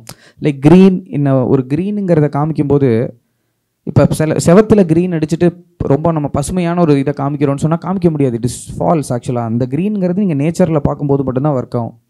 ஸோ இதை யூனிவர்சலாக எப்படி அப்ளை பண்ண முடியும்னு எனக்கு தெரியல. கண்டிப்பாக ஸ்பூன் ஃபீடிங் தான், அது பண்ணக்கூடாதுன்னு தான் நான் சொல்கிறேன். இப்போ நான் எப்படி சொல்கிறேன்னா, ஒரு warm colour in a house ஈவினிங்க்கு வச்சுக்கிறோம் அப்படின்னா ஒரு விதமான சைக்காலஜிக்கலாகவே ஹாஸ் ஹியூமன்ஸ் வந்து வி ஆர் கேம்ப் ஃபயர் இந்த மாதிரி இடங்கள்லேருந்து வரும்போது அங்கே நம்ம ஒரு எமோஷ்னலான கான்வர்சேஷனையோ இல்லைன்னா ஏதோ ஒரு இன்டிமேட்டான விஷயம் நடக்கும்போது அது மீட்னாகிறது வேறு மாதிரி வரும். அதே கான்வர்சேஷன் நீங்கள் மொட்டை வெயிலில் ஒரு மத்தியானத்தில் டாப் லைட்டில் வச்சிங்கன்னா கண்ணே தெரியாது ஆடியன்ஸ் பார்க்குறவனுக்கு. அந்த மூடும் ஜென்ரேட் ஆகாது. So each and every element that we use is a mood enhancer தான். சினிமாட்டோகிராஃபி முழுக்க நம்ம என்ன மூடை ட்ரான்ஸ்லேட் பண்ணுறோம்னா, அப்போ ஒரு ஹாரரை காமிக்கிறோன்னா ஏன் நம்ம ப்ரிடாமினெண்ட்டாக டார்க் காமிக்கிறோம். மிட்சோமர்னு ஒரு படம், இட்ஸ் அ ஹாரர், நீங்கள் பார்த்துருப்பீங்க. But it's a midday horror, first of its kind. மொட்டை வெயில் எடுத்திருப்பாங்க. ஸோ எல்லாமே வந்து how we approach a thing, அதனால நமக்கு என்ன மூடு கிரியேட் பண்ணுறோம். இப்போ மிட்சோமரில் மார்க்கெட்டிங்லேயே மிட் டே ஹாரர்னு கொண்டு வரோம். அப்போ அது வந்து என்னடா மிட் டேயில் ஹாரரான்னு நம்ம உட்காந்து பார்க்குறோம். அந்த ஹாரர் திரும்பி போகுது வேறு ஒரு சைக்காலஜிக்கல் ஜோனுக்கு போகுது. சைக்காட்டிக்காக இருக்குது. ஏன்னா அது வந்து நார்வே மாதிரி 24 மணி நேரம் சன் செட் ஆகாத ஒரு இடத்துல அந்த படத்தை பண்ணுறான். ஸோ கலர்ஸ் அண்ட் ஒரு நேச்சரோட எலிமெண்ட்ஸ் எதை யூஸ் பண்ணாலும் நம்ம கான்டெக்ஸ்ட்டுக்கு ஃபிட் ஆகுதான்னு பார்க்குறோம். இன்டெலெக்சுவலைஸ் பண்ணி ஃபோர்ஸ் ஃபிட் பண்ணோன்னா ஒர்க் ஆகிறது இல்லைன்னு நினைக்கிறேன். ஜென்ரலாக வந்து கலர் பேலட்ஸ் அது வந்து மூட் என்ஹான்சராக நம்ம யூஸ் பண்ணுறோம். அது அந்த நேரத்தில் நம்ம ஸ்பூன் ஃபிட் பண்ண தேவையில்லை. அது கதைக்கும் வந்து ஒரு சப்போர்ட்டாக மட்டும் தான் இருக்குது. In case I am going through symbolism ideas. இப்போ ஃபார் எக்ஸாம்பிள் காட்ஃபாதரில் வந்து எங்கெங்கெல்லாம் ஆரஞ்சஸ் வருதோ அங்கெல்லாம் டெத் வரும். ஸோ இதை வந்து அந்த டேரக்டர் வந்து சொல்லவே இல்லை. இது அப்புறமா வந்து ஒரு ட்ரெஷர் ஃபைண்ட் மாதிரி பண்ணுறாங்க. பட் இது அந்த இடத்துல நம்ம தேவையா சொல்லணுங்கிற தேவையில்லை. இப்போ நீங்கள் காட்ஃபாதர் டைமில் கதையில் இருக்கிறது என்னென்னா, அவர் ஆரஞ்சு வாங்க போகிறாரு. ஆரஞ்சு வாங்குற கதையில் வாங்கிட்டு வரும்போது வெளியில் வந்து கன்மேன் சுட்டுடுறான். ப்ராபப்ளி ப்ரொடக்ஷன் டிசைனர் ஏதோ ஒரு டைமில் இன்னொரு ஆரஞ்சு வச்சுருக்கலான்னு சொல்லலாம். நீங்கள் இன்னொன்று பார்த்தீங்கன்னா அது அப்படி நம்ம சொல்கிறோன்னு பார்த்தா கடைசியில் காட்ஃபாதரில் வந்து சீனோட மோட்டிவ் முக்கியம்னு நினைக்கிறேன். எண்ட் ஆஃப் த ஃபிலிமில் வந்து தன்னோட பேரன் கூட விளையாடிக்கிட்டு இருக்கும்போது ஆரஞ்சு பீல் எடுத்து அவர் வாயில் வச்சுக்கிட்டு அவர் அங்கே வந்து கீழே விழுந்து இறந்து போகிறாரு. அந்த சீனோட மோட்டிவ் என்னன்னு பார்த்தீங்கன்னா அவர் வந்து ஒரு டெவில் மாதிரி தெரியக்கூடிய ஒரு ஆள், ஆனால் உண்மையாக அவர் ஒரு ஏஞ்சலுங்கிறது தான். அந்த இடத்துல அவர் பல்ல மாட்டிட்டு அவன் கீழே அந்த பையன் பயந்தோன்னே தூக்கிடுவார். So that is the motive. அது பின்னாடி ஆரஞ்சு பீல் வந்ததுங்கிறது நம்மளா வந்து சிம்பாலிசம் தேடுறதுனால உள்ளே இருக்கிற லார்ஜர் சிம்பாலிசம் என்னன்னா அந்த கேரக்டரை வெளியில் கொண்டு வரதுக்காக இருந்த சீன். மர்லின் பிரண்டோ அந்த படத்தில் he is a person whose நல்லவரா கெட்டவரா. நீங்கள் நாயகனில் ஒரு சீன் வைக்கிறாங்க இல்லையா, அதை ஒரு வார்த்தை கூட சொல்லாமல் கொண்டு வந்த சப்டெக்ஸ்ட் தான் அந்த சீன். அந்த பேரை வந்து பயந்தோன்னு தூக்குற காட்ஃபாதர் தான் அந்த காட்ஃபாதர். That is road. அது அந்த மாதிரி மைக்கேல் கார்லியானே முடியலங்கிறது தான் ட்ராஜடி ஆஃப் காட்ஃபாதர். மர்லின் பிரண்டோவோட அல்பச்சினோட இச்சே என்னன்னா மர்லின் பிரண்டோ மாதிரி ஆனோங்கிறது அவனோட இச்சு, நான் பவர்ஃபுல்லான ஒரு ஆள் ஆனோன்னு. ஆனால் மர்லின் பிரண்டோ பவர்ஃபுல்லான ஆறதுக்கு ஒரு காசு இருந்துச்சு. அவரை எல்லாரும் சப்ரஸ் பண்ணுறாங்க, அதை தாண்டி வரணும்னு இருக்குது. ஆனால் அல்பச்சினோக்கு அது கிடையாது. Michael கார்லியானே wants to be the டாமினியர். அதுக்கு அவங்க அப்பாவை இது பண்ணதை டாமினியராக மூவ் பண்ணி வரணுங்கிற ஒரு கிங் லேயரோட ஒரு ஆர்க் இருக்குது அதில், அப்படி மேலே வரணும்னு. That's why he becomes a tragedy. அந்த விஷயம் தான் பார்க்கணும். One who will lift everybody even when he looks scary, Godfather மேலே. One who is not really scary but made everybody scare and became a tragedy தான் Michael கார்லியானே. So that is more good than the oranges, I believe. Very good, ரொம்ப thanks. Sir நீங்கள் craft எங்கே கற்றுக்கிட்டீங்க sir? நீங்கள் film ஸ்கூலில் படிச்சிங்களா இல்லை work பண்ணீங்களா? டைரக்ஷன்? இல்லைங்க, நான் ஃபிலிம் ஸ்கூலில் எல்லாம் படிக்கல. சரிங்க. ஃபிலிம் இன்ட்ரெஸ்ட் இருந்தது. சரிங்க. நான் பிரம்மா சாரோட ரைட்டிங் டீமில் இருந்தேன். ஓகே. அவரோட ரைட்டிங் அசிஸ்ட் பண்ணிகிட்டு இருந்தேன். பட் மற்றபடி ஷார்ட் ஃபிலிம்ஸ் எடுத்தோம், எல்லாருமே சேர்ந்து ஷார்ட் ஃபிலிம்ஸ் எடுத்தோம். அப்படி கற்றுக்கிட்ட கிராஃப்ட் தான். அதெல்லாம் யூடியூப்பில் இருக்குமா சார்? இருக்குது. என்ன பேரில் இருக்குங்க சார்? கடைசியாக எடுத்தது படப்பொட்டி, பரமபதம், அந்த மாதிரி நிறைய. சரிங்க சார், தேங்க்யூ. தேங்க்ஸ். இல்லை, இன்னொரு ஆடட் இன்ஃபர்மேஷன் சொல்லணும். இவர் பிறந்ததே ஒரு சினிமா ஃபேமிலியில் தான். அதனால் இவர் சின்ன வயசில் ஸ்கூல் முடிச்சே சினிமா ஷூட்டிங் தான் போவார். அவங்க அப்பா ஒரு ஃபிலிம் மலையாள டைரக்டர், ஒரு 20 படம் பண்ண டைரக்டர். அதனால் ஒரு நடுவில் ஒரு கேப், அதுக்கப்புறமா திரும்பி இவராக அப்படி பண்ணுறாரு. ஆனால் அவருக்கு வந்து சின்ன வயசுலேருந்தே இந்த ஃபிலிம் அப்படிங்கிறது வந்து சப்கான்ஷியஸாகவே ட்ராவல் ஆகிக்கிட்டு இருக்கிற விஷயம் தான். அதான் சொல்லுவார் என்கிட்ட. திலகன்லாம் இவர் வந்து ஷூட்டிங்கில் திலகன் மடியில் படுத்து தூங்கிட்டு இருப்பாருங்கிற ஜோனில் இருக்கிற ஒரு ஆள் தான் சார். நீங்கள் ஃபிலிம் ஸ்கூல் படிச்சு? நான் ஃபிலிம் ஸ்கூலில் சார், நான் காலேஜ் படிச்சுட்டு இருக்கிற டைமில் சந்தோஷ் சிவன் சாரோட ஒர்க் பண்ணுறதுக்கு ஒரு சான்ஸ் கிடச்சிச்சு. அப்போ அந்த டைமில் சந்தோஷ் சிவன் சார் வந்து நீ ஆல்ரெடி சினிமாட்டோகிராஃபர் டூல் மட்டும் தான் கற்றுக்கணும்னு சொன்னார். என்னடா இந்தியாவிலே பிக்கஸ்ட் சினிமாட்டோகிராஃபர் இப்படி சொல்கிறாருன்னு சொல்லிட்டு ஒரு ப்ராசஸ் ஆரம்பித்தேன். அது அப்படியே போயிட்டுருக்கு sir. Great sir, great sir. இப்போ எனக்கு தெரிஞ்சு நான் தளபதி படம் வந்து ரொம்ப சின்ன பையனாக இருக்கும்போது ஒரு 100 தடவை மேலே பார்த்துருப்பேன், 100-200 தடவை மேலே பார்த்துருப்பேன். நான் ஒரு டைமில் அதுக்கப்புறம் நேராக சந்தோஷ் சாரை பார்க்கும்போது ஒரு கேள்வி கேட்குறேன். ஏன்னா நான் ஃபோட்டோகிராஃபியில் தான் என்னோடய பயங்கர பேஷன் இருக்கும். எப்படி பின்னாடி சன்லைட் இருக்குது, மூஞ்சி எப்படி தெரியுதுன்னு அவரை கேட்டேன். அவர் சிரிச்சுக்கிட்டே சொன்னார் அது ஹெவி லிட் ஷாட்னு. அப்போ சினிமாவில் லைட்டிங் பண்ணுவாங்கங்கிற விஷயமே எனக்கு அப்புறமா தான் தெரியும். ஆனால் அந்த ஒரு சீன் வந்து லைட்டிங் மொத்தத்தையும் சொல்லி கொடுத்துரும். ஏன்னா பின்னாடி வெளிச்சம் இருக்குது, முன்னாடி முகம் தெரியணும்னா லைட்டிங் பண்ணணும், அது நேச்சுரலாக பண்ணணுங்கிறத வந்து அந்த மனுஷன் ஒரு ஹெவி லிட் ஷாட்டுங்கிற ஒரு வார்த்தையில் சொல்லி முடிச்சிட்டாரு. அப்படிங்கிறது தான் அதோட இதுன்னு நினைக்கிறேன். நம்ம ஒரு படத்தை அவ்வளோ தூரம் பார்க்கும்போது ஒரு சின்ன விஷயம் உங்களை வந்து துரத்து விட்டுரும், அது மொத்தத்தோட அட்டென்ஷனையும். அதுக்கப்புறம் பிடிச்ச படங்கள்னு வரும்போது அதுக்கப்புறம் பெரிய பையன் ஆனதுக்கப்புறம் நிறைய படங்கள் நிறைய தூரம் பார்த்துருக்கேன். பட் எஸ், மோஸ்ட் வாட்ச்டு ஃபிலிம்னா அதுதான். நான் எப்படி சொல்லுவேன்னா, இதை வந்து இப்போது இவர் பார்க்குறாரு காட்ஃபாதரில் டான் கார்லியான் வந்து செத்துடுறாரு. ஸோ இவர் பார்க்கும்போது இவருக்கு ஒரு பர்செப்ஷன் வருது. ஸோ இந்த பர்செப்ஷன் நம்ம எல்லாருக்குமே வரணும்னு இல்லை. நீங்கள் பார்க்கும்போது உங்களுக்கு ஒரு பர்செப்ஷன் வரும், உங்களுக்கு ஒரு கம்ப்ளீட்லி டிஃப்ரெண்ட் மீனிங் வரும். ஸோ இது எப்படி வருது அப்படின்னு கேட்டிங்கன்னா உங்களோட லைஃப் எக்ஸ்பீரியன்ஸ், நீங்கள் பார்க்குறது, இது எல்லாத்தையும் சேர்ந்து தான் வந்து உங்களுக்கு ஒன்று வரும். அண்ட் இதை எப்படி என்ஹான்ஸ் பண்ணணும் அப்படின்னு நீங்கள் கேட்டிங்கன்னா ஒரு டிஸ்கஷனில் தான் வந்து இது என்ஹான்ஸ் ஆகும். உங்களுக்கு ஒரு பர்செப்ஷன் இருக்குது, நீங்கள் அந்த பர்செப்ஷனை முன் வைக்கிறீங்க, எனக்கு அது வேறு பர்செப்ஷனாக இருக்குது, நான் அதை முன் வைக்கிறேன். நீங்கள் அது க்ளோஸ்டாக இல்லாமல் அது ஒரு நல்ல ஒரு டிபேட்டாக நீங்கள் கொண்டு வந்தீங்கன்னா உங்களுக்கு 2 பேரோட பர்செப்ஷன்லேயும் ஒரு மீனிங் தெரியும். இது ஒன்று. ஃபார் எக்ஸாம்பிள் நாங்கள் வந்து 6th சென்ஸ் எல்லாம் வந்து படம் பார்த்துட்டு நாங்கள் வந்து சைக்கிள் அப்படியே ரிட்டர்ன் வந்துக்கிட்டே இருக்கோம், வீட்டில் பேசிக்கிட்டே வரோம், இது என்ன அது என்ன அப்படின்னு சொல்லிட்டு நிறைய டீட்டெயில்டாக பேசிட்டு வந்து ஃப்ரெண்டோட பேசுகிறோம். திடீர்னு ஒன்று ஸ்ட்ரைக் ஆகுது. அவங்க இந்த கதை இப்படி தான் இல்லை, இப்படி போகுது இல்லை, இதுதான் சொல்ல வந்தாங்கல்ல அப்படின்றது எக்ஸாக்டாக திருப்பி சைக்கிள் எடுத்துகிட்டு அடுத்த ஷோக்கு போயிட்டோம் அதை வந்து கிளாரிஃபை பண்ணுறது. ஸோ அதுதான் உங்களுக்கு அந்த டிஸ்கஷன்ன்றது அதுதான் உங்களை இன்டியூஸ் பண்ணும். அதை இன்டியூஸ் பண்ணாலே வந்து உங்களுக்கு வேரியஸ் பர்ஸ்பெக்டிவ் வரும்ன்றது தான் நான் நம்புகிறேன். அதுவும் உண்மை தான். நீங்கள் நிறைய டிஸ்கஷன் லைக் மைண்டட் பீப்புளோட பண்ண உங்களுக்கு இன்னும் ஓப்பன் அப் ஆகும். ஆனால் எப்போவுமே நம்மளை ரிலை பண்ணுறது ரொம்ப ஈஸி. நம்ம இன்னொரு ஆளை தேடும்போதே நம்ம அந்த ப்ராசஸ் லூஸ் பண்ணிடுறோம்னு நான் நினைக்கிறேன். நம்ம முதல்ல நம்மளால் என்ன பண்ண முடியுமோ அதை பண்ணால் ஆட்டோமேட்டிக்காக அதுக்கான பீப்புள் உங்களை சுற்றி வந்துடுவாங்க. உங்களோட டிஸ்கஷன்ஸ் வைடன் ஆகிடும்னு நினைக்கிறேன். சார், ப்ரொடியூசர்ஸ் அப்ரோச்சை பற்றி சொல்கிறீங்களா? இண்டிபெண்டன்ட் சினிமாவை எடுத்துகிட்டு போய் ப்ரொடியூசர்ஸை அப்ரோச் பண்ணும்போது என்ன மாதிரி ஸ்ட்ரகிள் ஃபேஸ் பண்ணுற மாதிரி இருக்கும்?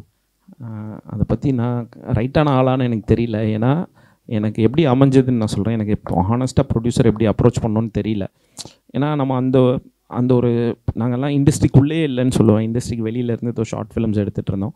அப்போ எப்படி அப்ரோச் பண்ணணுன்னு தெரியல. அப்போ நம்மளே கதை எடுத்து சரி நம்ம ஒன்று பண்ணுவோம் அப்படின்னு சொல்லி தான் ஃப்ரெண்ட்ஸ் எல்லாம் காசு போட்டு இந்த ப்ராடக்டை பண்ணோம். அதுக்கப்புறம் தான் வந்து இப்போ ஓரளவுக்கு சரி ஓகே இந்த டீம்னா ஓரளவுக்கு டீசெண்டாக பண்ணோம் அப்படின்னு. இனிமேல் எங்களுக்கு என்ன ஒரு கான்ஃபிடன்ஸ் வருதுன்னா ஓகே இது வந்து எங்களுக்கு ஒரு போர்ட்ஃபோலியோ மாதிரி இதை வச்சு ப்ரொடியூசர்ஸ் அப்ரோச் பண்ணலாம் அப்படின்னு. ஆனால் உங்களோட கொஸ்டின் என்ன, இப்போ நான் என்ன பார்க்குறேன்னா ஒரு 10 years பேக் ஒரு 6-7 years பேக்குக்கும் இப்போதைக்கும் நிறைய டிஃப்ரென்ஸ் இருக்குது. நிறைய அவென்யூஸ் ஓப்பன் ஆகுது. இந்த வெப் சீரிஸ்ன்றாங்க, மைக்ரோ வெப் சீரிஸ்ன்றாங்க, வேர்ட்டிக்கல்ன்றாங்க. ஸோ கண்டென்ட்டை நீங்கள் எடுக்க உங்களுக்கு வந்து ஒரு ப்ரொடியூசர் பேஸ் இல்லை அந்த கண்டென்ட்டை வாங்கிறதுக்கே ஒரு ஸ்கோப் இருக்குன்றது தான் நம்புகிறேன். இந்த way it is going in future. ஏன்னா நீங்கள் ஈவன் ஒரு மொபைலில் நான் நம்புகிறேன், ஐ டோன்ட் நோ, நீங்கள் ஒரு மொபைலில் இப்போ நீங்கள் ஒரு கண்டென்ட்டை எடுத்து அந்த கண்டென்ட் ரொம்ப நல்லா கேட்சியாக இருந்ததுன்னா அதுக்கு ஒரு மார்க்கெட் வந்து 100% க்ரியேட் ஆகும். ஏன்னா முன்னே நாங்கள் என்ன பண்ணோம், ஷார்ட் ஃபிலிம்ஸ் எடுத்தால் ஒன்றும் இல்லை ஃப்ரீயாக அதை யூடியூப்பில் வச்சுட்டு நம்ம அந்த ஃபிலிம் வியூவர்ஸ் வந்து அதை பார்த்துட்டு போவாங்க. அப்படி தான் இருந்தது. பட் இப்போ வந்து ஈவன் நீங்கள் ஒரு கண்டென்ட் எடுத்திங்கன்னா அதுக்கு ஒரு ரெமுனரேஷன் கொடுத்து ஒரு பேமெண்ட் கொடுத்து வாங்குறதுக்கு வருவாங்கன்றதான் நம்புகிறேன். ஆனால் இப்போ என்ன ஒன்று மாறி இருக்குன்னா, இந்த ஏஐ வந்ததுக்கப்புறமா நீங்கள் கண்டென்ட்டை சொல்கிற விதம் மாறிட்டு வருது. இப்போ சில பாக்கெட் எஃப்எம் அந்த மாதிரி கம்பெனிஸ்லலாம் வந்து உங்கள் ஸ்டோரிஸை வந்து அவங்க அந்த விஷுவல் நரேஷனாகவே வெர்டிக்கலாகவே வந்து நீங்கள் ஏஐயில் பண்ணுற மாதிரி வாங்கவும் இருக்காங்க. ஸோ அது அவங்க உங்களுக்கு ஒரு ரெமுனரேஷனாக வந்து ஒரு மந்த்லி பே பண்ணி பண்ணுற மாதிரி இப்படியெல்லாம் போயிட்டுருக்கு. ஆனால் அது ஒரு ப்ராக்டிஸாக யூஸ் பண்ணிக்கலாம். இனிஷியல் டைம்ஸில் உங்களோட ஸ்டோரியோட ஒரு ஹார்ன் பண்ணுறதுக்கான ஒரு ப்ராக்டிஸ் ஸ்கில் செட்டாக யூஸ் பண்ணிக்கலாம்னு நினைக்கிறேன். அதுக்கப்புறமா ஃபிலிம்ங்கிற அந்த லார்ஜ் மீடியத்தோட இதுதான் எல்லாருமே பண்ண ட்ரை பண்ணுறோம். பட் அவர் சொல்கிற பாயிண்ட் என்னென்னா, நீங்கள் இன்றைக்கி இனிஷியலாக பண்ண ஆரம்பிக்கும் போது there are so many ways that you can practise. முன்ன மாதிரி அவ்வளோ ரெஸ்ட்ரிக்டடாக இல்லை. ஏன்னா நீங்கள் டிஜிட்டலாக நம்ம இப்போ பண்ணுறோம். இன்னும் ஒரு 2012 முன்னாடியே நீங்கள் எடுத்துக்கிட்டிங்கன்னா நம்மளால் ஃபிலிம் பண்ணுறதுங்கிறதே அவ்வளோ ஜோக்கான ஒரு விஷயமே கிடையாது. அது ரொம்ப ரொம்ப டிஃபிகல்ட்டான ஒரு விஷயம். ஏன்னா அதுக்கு தேவைப்படுற அமௌண்ட் ஆஃப் மணி வந்து ரொம்ப ஜாஸ்தி. இப்போ இந்த படம் பண்ணியிருக்கிற பட்ஜெட்டில் இப்போ படம் பண்ண நினைக்கவே முடியாது. முடிஞ்சால் ஒரு ரீல் எடுக்கலாம், அவ்வளோதான். ஸோ அந்த அளவுக்கு இன்றைக்கி மாறி இருக்குது. So it is getting even more easier. On the same time ரொம்ப செல்ஃப் டிபெண்ட்டாக மாறிட்டு வருது. ஒரு ப்ரொடியூசர் அந்த பிக்சரில் தேவையாங்கிற கேள்வி பல இடங்களில் வர ஆரம்பிச்சிட்டு வருது இன்றைக்கி. ஸோ நீங்கள் இவர் சொன்ன மாதிரி alternate roots for fund ready பண்ணணும் முதல்ல. இன்றைக்கி மலையாளத்தில் அகிலன் ஒரு ரைட்டர் இருக்கார். அவர் வந்து சாகித்ய அகாடமியோட யுவபரிஷ் அந்த அவார்டு வாங்கினார். அந்த ரைட்டர் என்ன பண்ணுவார்னா, காலையில் போய் ஜேசிபி ஓட்டுவாராம். அதுக்கப்புறம் அவங்க அம்மாவோட சேர்ந்து they run some small food அதுவும் ஒர்க் பண்ணுவாராம். அது போக ராத்திரி புக்கு எழுதுவாராம். அந்த புக்கு எழுதி அப்படி எழுதின அவருக்கு தான் வந்து சாகித்ய அகாடமி அவார்டு கிடச்சிச்சு. ஸோ அவருக்கு எப்படியோ அந்த ஃபண்ட் பண்ணி பப்ளிஷ் பண்ணி என் புக்கை எழுதணுங்கிற ஒரு பயங்கரமான ஒரு புஷ் இருந்துக்கிட்டே இருந்துச்சு. இன்றைக்கி எனக்கு தெரிஞ்சு இண்டிபெண்டன்ட் ஃபிலிம்ஸ் பண்ணுறதும் அந்த ஜோனுக்கு தான் போகுதுன்னு நினைக்கிறேன். நீங்கள் உங்கள் ஆத்தென்டிக்கான உங்கள் லைஃப்பில் நீங்கள் சொல்ல நினைக்கிற ஸ்டோரிஸை சொல்கிறது இன்றைக்கி ரொம்ப ஈஸி. அதை ஹானஸ்ட்டாக வித் ஃபுல் ஹார்ட் பண்ணால் அது ஒர்க் ஆகிடும். ஏன்னா டைம் கேப்சூல் மாதிரி நம்ம சொல்லாத விஷயங்களை சொல்கிறது இன்றைக்கி ரொம்ப ரொம்ப ஈஸி. இன்றைக்கி அதுக்கான ஸ்கோப் அதிகமாக இருக்குது. சார், நீங்கள் 2 பேருமே உங்களோட ஸ்கிரிப்டிங் ப்ராசஸ் பற்றி சொல்லுவீங்களா சார்? உங்களோட ரைட்டிங் ப்ராசஸ் எப்படி இருக்கும்? ஓகே, நான் ஜென்ரலாக எப்படி எழுதுவேன்னா, ஃபஸ்ட்டு நமக்கு ஒரு ஐடியா ஏதோ ஒன்று ஸ்ட்ரைக் ஆகும். ஏதோ ஒன்று பார்த்து ஏதோ ஒரு ஐடியா ஒன்று ஸ்ட்ரைக் ஆகும். அப்போது சினாப்சிஸ் எழுதிடுவேன். சினாப்சிஸ் எழுதிட்டு ஸ்ட்ரக்சர் எழுதுவேன். எனக்கு இந்த பீட்ஸ் எழுத வராது. இந்த பீட்ஸ் அதை விட ஸ்ட்ரக்சர் எழுதுவேன். ஸ்ட்ரக்சர்னு என்னெல்லாம் தோணுதோ, அந்த படம் எப்படி ட்ராவல் ஆக போகுதுன்னு தோணுதோ அதை ஃபுல்லாக எழுதிடுவேன். கதை மாதிரி ஃபுல்லாக எழுதிடுவேன். அது ஈவன் ஒரு 80 பேஜஸ் கூட வரலாம், சம்டைம்ஸ் 80 to 100 பேஜஸ் ஃபுல்லாக எழுதிட்டு அதுக்கப்புறம் அதை ரீவிசிட் பண்ணிவிட்டு அதில் யாரெல்லாம் முக்கியமான கேரக்டர்ஸ் அப்படின்னு நமக்கு ஷேப் ஆகிடும். அப்போது அந்த கேரக்டர்ஸோட கேரக்டர் ஆர்க் எழுதுவோம். அந்த கேரக்டர் ஆர்க்கை டீட்டெயில்டாக எழுதும்போது என்ன ஆகும் அப்படின்னு வந்து பார்த்திங்கன்னா, அந்த ஸ்ட்ரக்சரே அந்த ஆர்க்கு சில டைம் உங்களுக்கு எக்ஸ்ட்ரா ஐடியாஸ் கொடுக்கும், வேறு மாதிரி இந்த சீனை அமைக்கலான்னு கொடுக்கும். ஸோ அதுக்கு ஏற்ற மாதிரி அந்த ஸ்ட்ரக்சரும் ஸ்லைட்டாக மாறும். அப்போ அந்த ஸ்ட்ரக்சரும் மாறும்போது நம்ம பிளேட் ஃபுல்லாக இருக்குது. இப்போது இந்த பிளேட்டை எடுத்துகிட்டு போயிட்டு நம்ம வந்து டிஸ்கஷனுக்கு போவோம், ஸ்ட்ரக்சரை படிக்க சொல்லுவோம், கேரக்டர் ஆர்க்கை படிக்க சொல்லுவோம். அப்போ என்ன பண்ணுவாங்கன்னா, அவங்க நிறைய ஐடியாஸ் த்ரோ பண்ணுவாங்க. அது சிலது நம்ம எடுப்போம், சிலது எடுக்க மாட்டோம். அதுக்கேற்ற மாதிரி அந்த ஸ்ட்ரக்சர் இன்னும் கொஞ்சம் கூட ஷேப் ஆகும். இப்போது இது எல்லாமே கலெக்ட் பண்ணிவிட்டு நம்ம ஸ்கிரிப்டில் உட்காரும்போது நமக்கு அந்த ஃப்ளோ ரொம்ப ஒரு ஃபாஸ்ட், எங்கேயுமே நம்ம வந்து ஸ்டக் ஆகாமல் இருப்போம். ஏன்னா இனிஷியலாக நான் வந்து ஐடியான்னு வந்தோடனே பேப்பர் எடுத்து ஸ்க்ரீன் ப்ளே எழுதிடலான்னு உட்காருவேன். அதில் என்ன ஆகும்னா, நம்ம எங்கெங்கெங்கேயோ போவோம், தேவையில்லாமல் கதைக்கு சம்மந்தமில்லாத விஷயம்லாம் போவோம். அது வந்து ரீவொர்க் மேலே ரீவொர்க் வரும். பட் இப்படி பண்ணும்போது எனக்கு அது ரொம்ப சிம்பிளிஃபைடாக தெரிஞ்சுது. ஸ்கிரிப்ட் எழுதும்போது ஒரு கிளாரிட்டி இருந்தது, அந்த பவுண்ட்ரிஸை தாண்டி போகாமல் இருந்ததுன்ற மாதிரி இருந்தது.